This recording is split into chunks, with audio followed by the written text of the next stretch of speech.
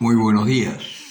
Hoy viernes vamos a meditar del Evangelio de San Lucas, el capítulo 12, versículos 1 al 7.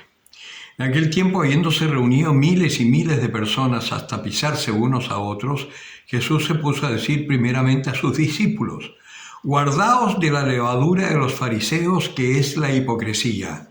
Nada hay encubierto que no haya de ser descubierto, ni oculto que no haya de saberse.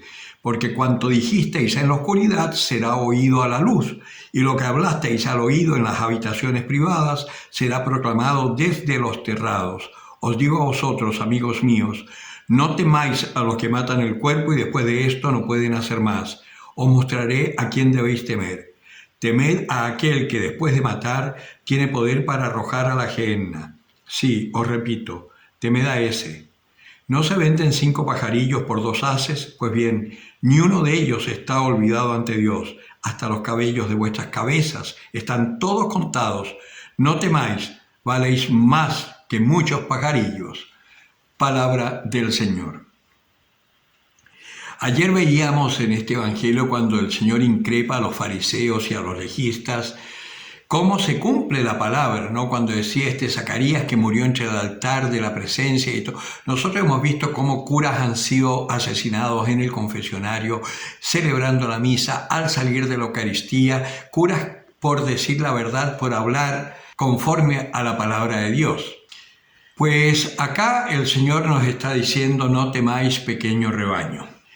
Y una cosa que también se está dando en la iglesia, por distintas circunstancias, pero les aseguro que por infiltración en un momento, por los años 40 acá en América, se introdujeron a la iglesia personajes que no eran cristianos, pero que tenían una misión, que era la de contaminar desde dentro a la iglesia.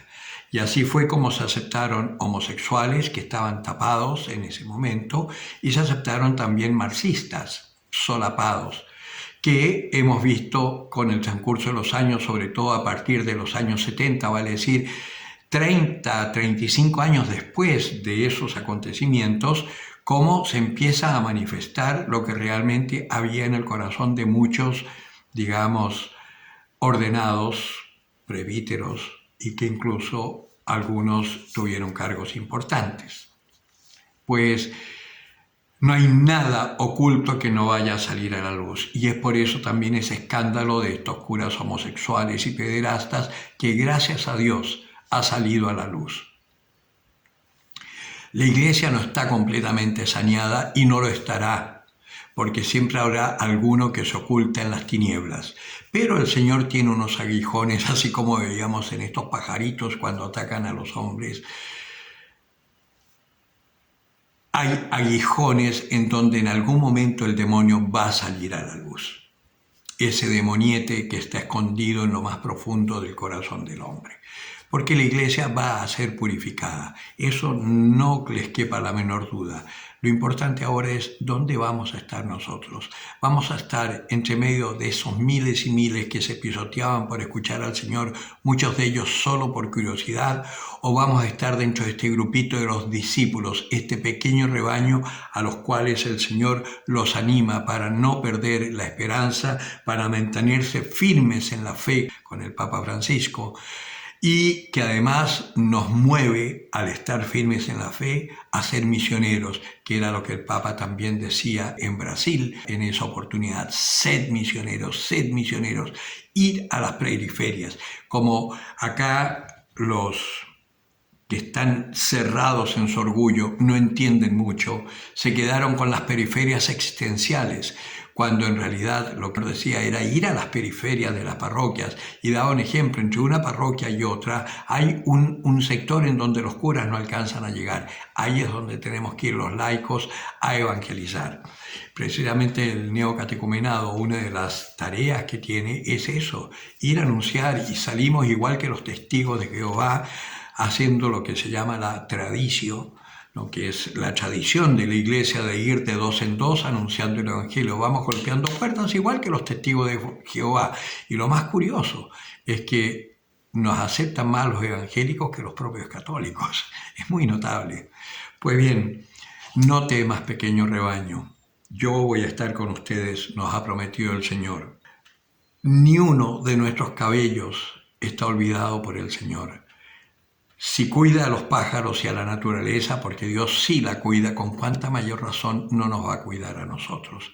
Nosotros hagamos lo que tenemos que hacer, anunciemos el amor de Dios, perdonemos a nuestros enemigos, llamémoslo a conversión si es necesario, pero nunca juzguemos. Y así seremos hijos de Dios Altísimo, que hace salir el sol para buenos y malos. Y nuestra misión es mostrar ese amor de Dios a todos los hombres. Así que ánimo. Todo lo que está oculto ha de salir a la luz. No nos preocupemos. El mal que está dentro de la iglesia va a desaparecer porque hay una promesa de Dios que está por encima de toda nuestra miseria y nuestro pecado y nuestra debilidad. Yo estaré con vosotros hasta el fin de los tiempos. Por consiguiente, anunciemos, denunciemos, como decía el Señor. Lo primero, la evangelización, sin dejar de lado la caridad física contra los más necesitados. Pero lo primero es la evangelización, porque un hombre que está padeciendo hambre, primero tiene que recibir la buena noticia y después el pan, no a la inversa. No solo de pan vive el hombre, sino de toda palabra que sale de la boca del Señor. Y no hay que olvidarse ese refrán popular, guatita llena, como se dice acá en Chile, barriguita llena, como se dice en otras partes, y corazón contento. Vale decir, una vez que está saciado, ya no le interesa a Dios, ya tiene lo que quería, pancito y la barriguita bien, la pancita bien rellena. No, primero hablemosle del Señor y después sí, démosles el pan. Si hacemos eso, muchos más se encontrarán con el Señor, se encontrarán con Él y encontrarán la vida. Si nos dedicamos solamente a dar el pan, estamos haciendo una estupidez, porque más plata tiene el Partido Comunista para hacer eso que la Iglesia.